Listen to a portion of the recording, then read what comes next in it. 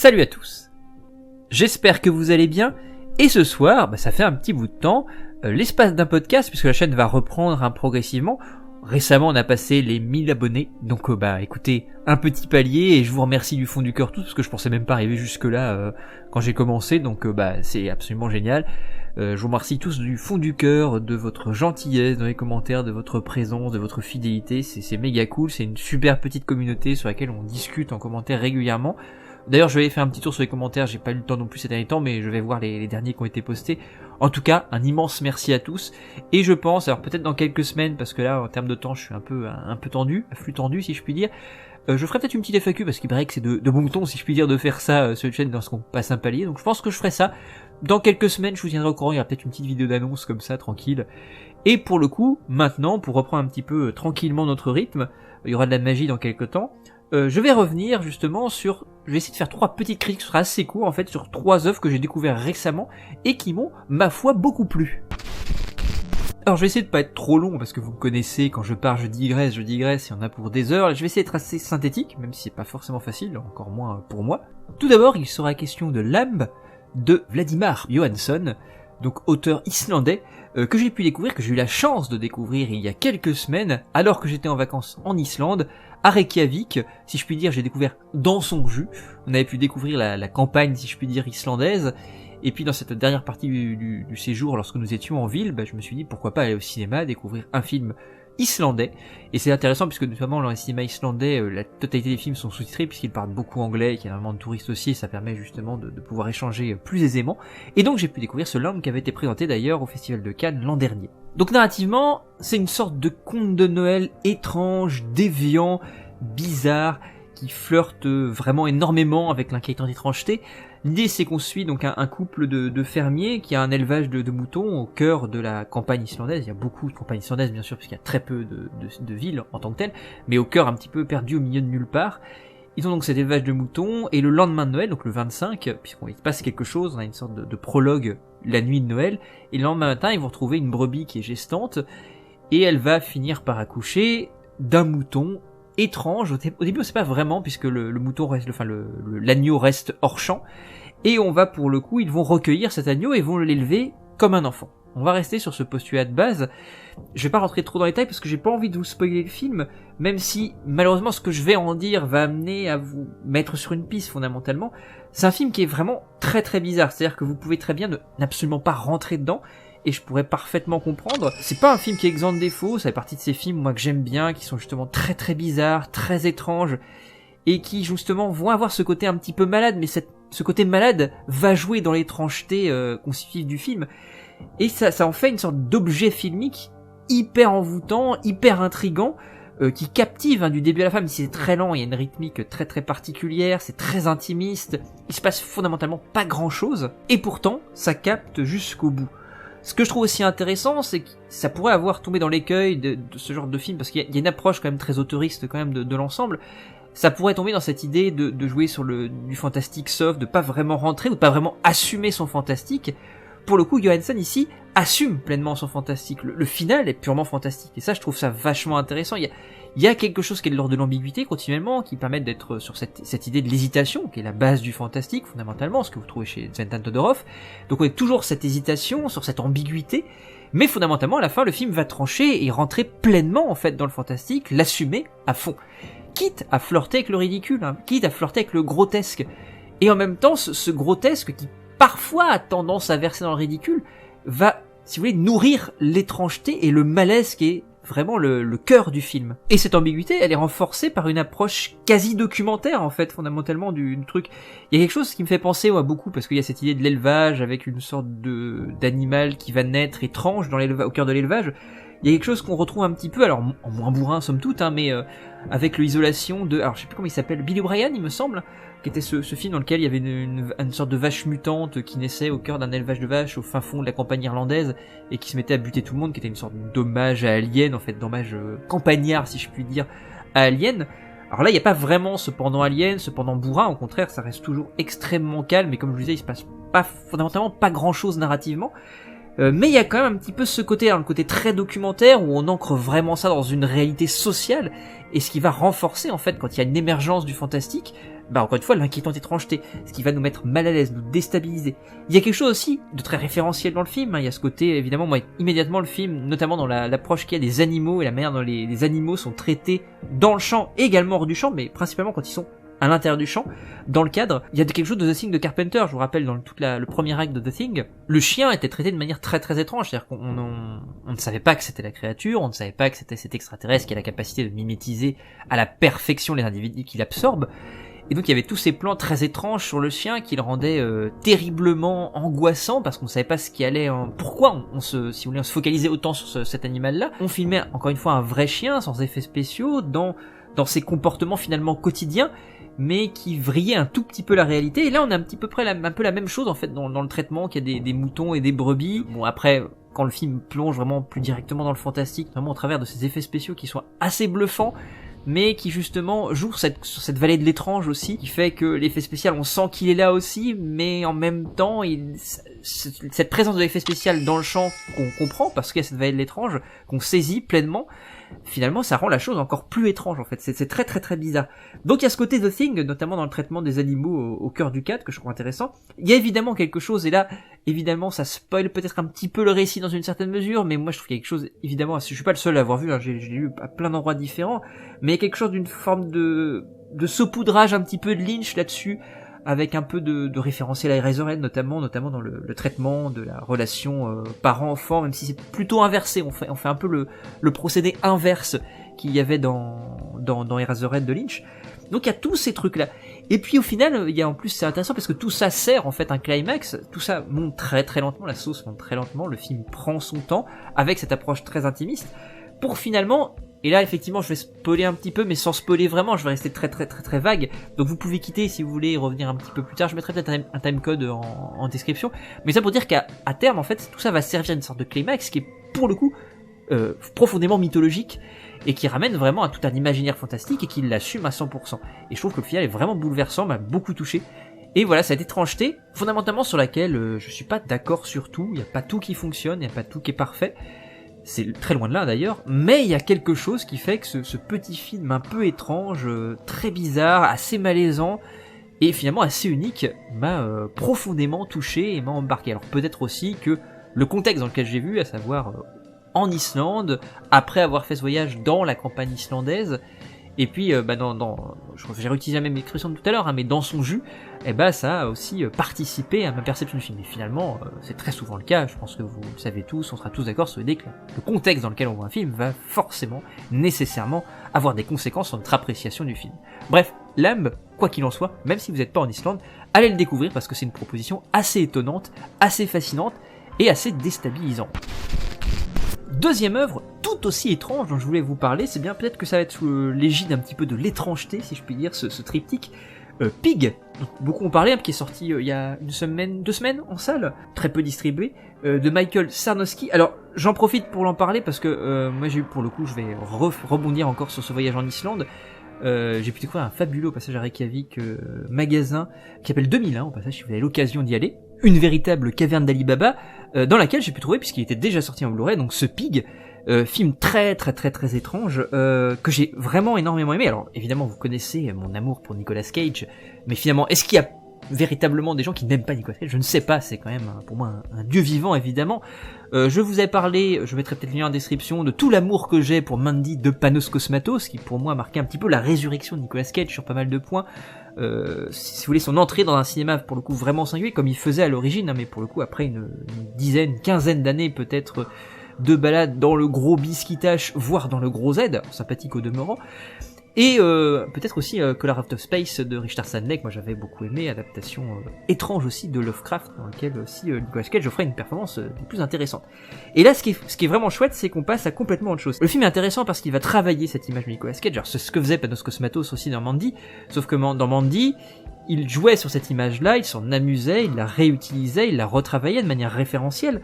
Là, c'est pour en mieux en prendre le contre-pied dans Pig. Puisque Pig, d'ailleurs, il semble que la bande-annonce avait aussi jouait un petit peu sur cette image-là du cinéma, du Nicolas Cage movie, du Nicolas Cage revenge movie, somme toute, qui est un genre à part entière, pour le coup, en posant l'idée, donc, qui était cette idée de base, hein, parce que ça aurait pu très bien être en termes de postulat, un énième gros bis, revenge movie un peu débile et décérébré, puisque l'histoire est très simple, hein, ça raconte l'histoire, et ça pourrait faire écho si vous voulez à John Wick, parce que c'était un petit peu ça aussi, il a été vendu plus ou moins comme ça, mais je trouve ça intéressant parce que finalement, le contre-pied est pris d'emblée, était directement pris en porte-à-faux, et c'est vachement intéressant, puisqu'on raconte l'histoire donc d'un ermite, fondamentalement, un type qui vit tout seul en pleine forêt, qui est incarné par Nicolas Cage, et qui a à sa, si je puis dire, avec lui, pour vivre avec lui, il vit de ça justement, une truie qui cherche des truffes, donc un cochon truffier, et pour le coup, il gagne sa vie avec ça, il revend ses truffes, etc. Ce cochon est extrêmement, enfin cette truie est extrêmement douée. Et une nuit, son animal est volé, est embarqué, est kidnappé.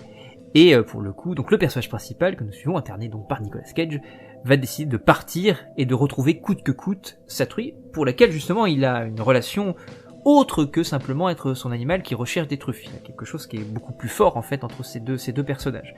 Donc c'est un film vachement intéressant, c'est-à-dire qu'à la base on pourrait avoir ce côté John Wick avec on bute mon chien et je vais me venger. Le film en fait prend totalement le contre-pied de tout, c'est-à-dire que la violence fondamentalement, ce qui pourrait être inhérente à ce type, qui est une violence de fait cathartique, dans un revenge movie, en fait ici elle est complètement ou quasiment inexistante. Ça veut dire que le film n'a pas une tension qui est complètement exacerbée et qui fait que le film a quelque chose d'extrêmement dur. Et où, par exemple, le final pour moi est un des finales les plus bouleversants que j'ai vu, mais ça m'a énormément touché. Je vous laisse le découvrir, mais pour le coup, cette approche est très étrange. Alors on a une approche de thriller fondamentalement avec un travail du suspense, etc. Sauf que tout ça est travaillé fondamentalement dans les dialogues. C'est un film qui est finalement, vous le verrez, assez peu dialogué au sens où il y a très peu de paroles prononcées. Mais les quelques moments où Nicolas Cage justement a une sorte de monologue en fait, qui sont finalement pas des monologues extrêmement longs, mais qui sont extrêmement puissants, parce que je trouve que les rares dialogues sont excessivement bien écrits, et le reste en fait tout passe par l'image et la mise en scène, ce qui est fondamentalement la base du cinéma de genre en fait, raconter des histoires à l'aune de la mise en scène, et la mise en scène va transcender ces récits. Notons aussi à ce titre que Nicolas Cage en plus c'est intéressant, il y a tout un travail sur le regard, alors qu'il y avait déjà dans cette mesure dans Mandy aussi, parce que je rappelle que la première partie de Mandy était quasi muette, hein, somme toute. En tout cas, Nicolas Cage était quasi muet à ce moment-là. Mais c'était extrêmement fort, tout passait par le regard, les gestes et la mise en scène de ces corps à l'intérieur du cadre. Et puis il y a tout un travail, de fait, sur les regards et sur les corps, donc sur l'intériorisation, en fait, de toute cette violence. Parce que, encore une fois, la violence est présente, mais tout est intériorisé. Et tout on travaille sur le ressenti des personnages, et par rapport justement à cette humanité, parce que c'est un film qui est très très humain, fondamentalement, qui montre justement que l'humanité passe par la considération d'une espèce autre que la sienne. C'est ça l'humanité. C'est cette capacité que nous avons à nous intéresser, encore une fois, à une autre espèce que nous-mêmes, à lui porter de l'affection, à passer par, outre le langage, si vous voulez, simplement par la sensibilité, vu que l'animal est un être de sensibilité, il y a une sorte de communication par la sensibilité, par la sensation, que je trouve extrêmement bien rendue, principalement par la mise en scène. Notons d'ailleurs au passage que Mikhail Sardowski a commencé, en fait, justement dans le documentaire, et le film a, dans sa première partie, notamment une approche très documentaire, avec un petit peu, comme dans Mandy, hein, ce premier acte, en fait, où on découvre, qui est muet, hein, pour le coup, où on découvre juste la vie entre ce personnage et son animal, dans une forêt qui est quasiment quelque chose de l'ordre de l'Éden en fait, qui va être violé en fait par le péché de l'humain en fait. Et c'est marrant parce que dans Mandy vous aviez la même chose, puisque je rappelle que le personnage de Red dans Mandy était un bûcheron, ils vivaient tous les deux avec Mandy au cœur de cette forêt et qui allait être violé également par le péché humain avec cette secte qui déboulait et qui tuait Mandy par la suite. Donc il y a un peu ce même genre d'approche, sauf que là où Mandy pétait un câble dans la deuxième, littéralement partait dans une sorte de folie complètement tarée, qui ramena Evil Dead à Massacre à tronçonneuse 2 dans la seconde partie, là on va toujours rester sur ce film, dans cette intériorisation de la violence, dans une sorte de film extrêmement doux, et en même temps très rêche, très violent, très dur. Et puis autre chose qui me marque aussi beaucoup dans ce film-là aussi, c'est qu'on explore un domaine finalement qu'on n'a pas forcément l'habitude de voir, qui est le domaine justement de la cuisine aussi, qui est tout un fond ce film. D'ailleurs le film est scindé en 3 parties, qui portent chacun, qui sont c'est chapitré donc de fait, et chaque chapitre porte le nom d'un plat. Et ce plat en fait c'est un menu sur ce qui va se passer par la suite dans ce chapitre-là. Et je trouve ça vraiment vraiment très très chouette. Il y a une forme de composition, de structure qui est de l'ordre du montage, fondamentalement le montage au sens culinaire et le montage au sens cinématographique du terme. Donc il y a une sorte de parallélisme, d'analogie qui est faite entre les deux, qui est assez fascinante. Et tout ça qui va mener, qui construit jusqu'à un final que je trouve absolument bouleversant. Donc Pig, c'est pas ce à quoi vous attendez certainement, pour ceux en tout cas qui n'ont pas lu grand chose dessus, mais tant mieux. Parce que justement, ça offre c'est certainement, pour moi, hein, depuis, peut-être, parce que moi, Mandy, c'est quand même très cher à mon cœur, mais je trouve que, dans un style finalement assez différent de ce à quoi on s'attend de Nicolas Cage ces dernières années, je trouve que c'est un très très très très bel exercice d'acting, d'interprétation pour Nicolas Cage, Et pour le coup, le film de Michael Straczynski est absolument, je trouve, assez bouleversant, assez fort, assez puissant. Il y a vraiment une sorte de puissance qui se dégage de cette mise en scène, qui est parfois à mi-chemin entre le documentaire et puis le pur genre, parce que la séquence en fait où la truie du personnage principal se fait enlever, tout est créé, tout est travaillé hors champ, mais avec une vraie séquence extrêmement percutante en fait, où on vit tout du point de vue en fait du personnage de Nicolas Cage, dont je ne vous révèle pas le nom parce que pour le coup ça va avoir une importance en fait progressivement dans le film, puisqu'au début on ne sait pas comment il s'appelle. Et c'est dingue en fait, je trouve que cette séquence là elle est hyper forte, et le final pareil, tout est joué en fait, on joue tout sur l'intériorisation et sur le hors-champ, on voit finalement pas grand chose, simplement tout est posé de manière implicite et c'est très très fort émotionnellement. Donc Pig, énorme surprise, gros coup de cœur, je vous conseille fortement d'aller le découvrir parce que malheureusement il est très peu distribué, donc peut-être attendre sa sortie Blu-ray si vous n'avez pas l'occasion, au DVD. Encore une fois, j'ai eu la chance qu'il soit sorti d'avance là-bas en Islande, mais vraiment à découvrir, un très très très très beau film. Dernière découverte complètement aléatoire, celle-ci. J'ai pris le film au passage de manière rigoureusement aléatoire, si je puis dire.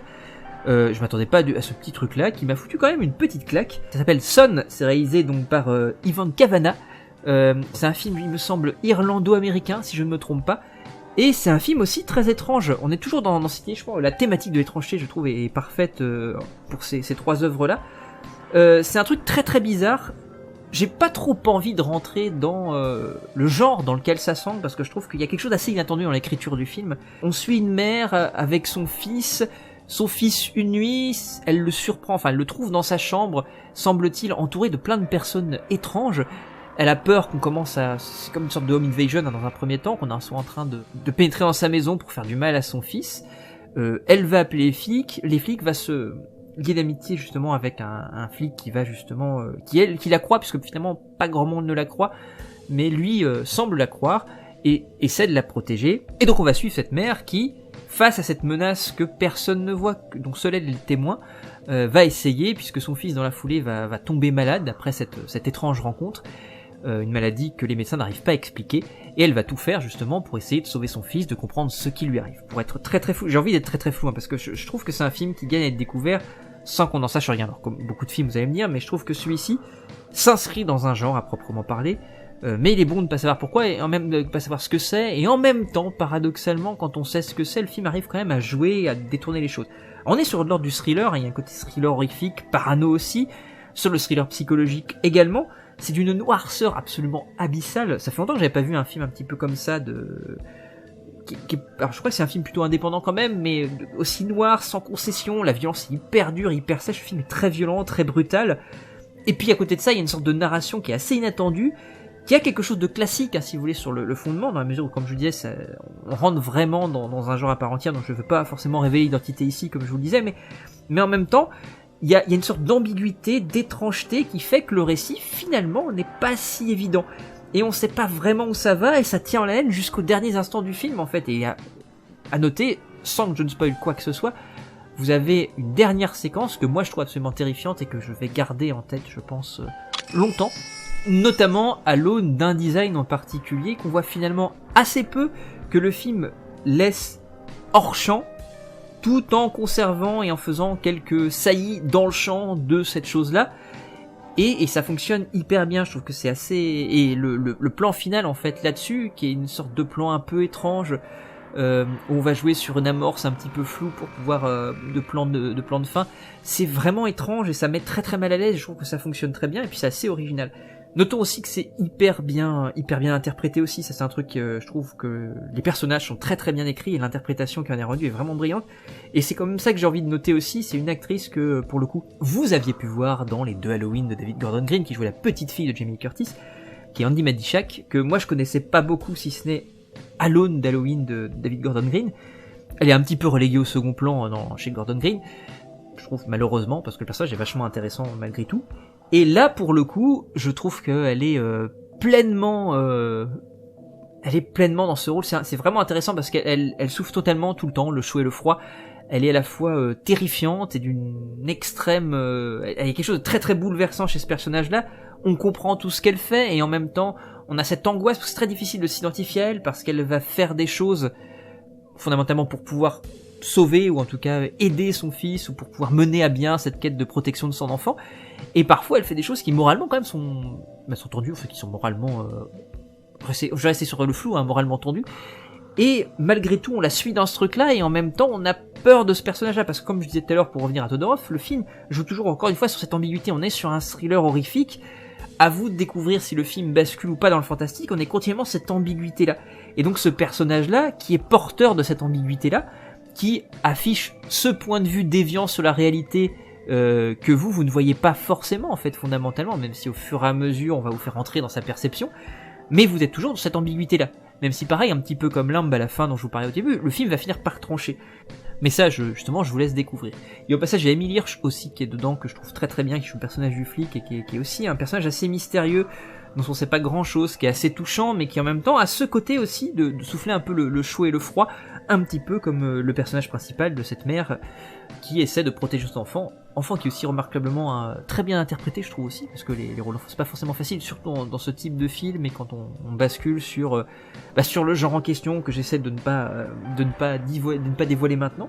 En tous les cas voilà, c'est un film de Son, j'ai pas envie de vous en dire trop, je veux rester très flou, je veux juste vous encourager à le voir, parce que c'est une vraie étrangeté, je m'attendais pas à découvrir ça comme ça, je l'ai pris un peu de manière aléatoire, et c'est un film qui est fascinant, parce qu'il ne caresse jamais dans le sens du poil, c'est aussi extrêmement bien mis en scène, c'est vrai que j'en ai pas parlé, j'ai parlé de la mise en scène des deux autres, mais c'est extrêmement bien mis en scène, il y a un travail sur la dialectique de la monstration avec suggestion, ce que je vais montrer, ce que je ne vais pas montrer, qui est vraiment intéressant, il y a de la violence graphique, vraiment, très sanglante, très brutale, il y a un travail aussi justement sur le fait de jouer sur cette violence-là, de la rendre parfois grotesque, parfois jouissive et aussi parfois très dérangeante, notamment quand ça implique un enfant, de fait on joue sur ce point-là, mais on joue continuellement sur cette frustration quand même, volontairement, notamment à partir de cet élément que je disais qui apparaît à la fin, où on vous frustre parce que vous avez envie de voir, mais en même temps on vous le fait voir, en essayant, si je puis dire, que ça reste dans le cadre d'une sorte de présence absente, fondamentalement, pour que on vous suscite la présence, mais que ça reste suffisamment subtil pour que ça reste quand même absent et que vous n'arriviez pas à la saisir véritablement, et ça c'est vraiment intéressant. Et fondamentalement il fonctionne un peu pareil sur le traitement de la violence.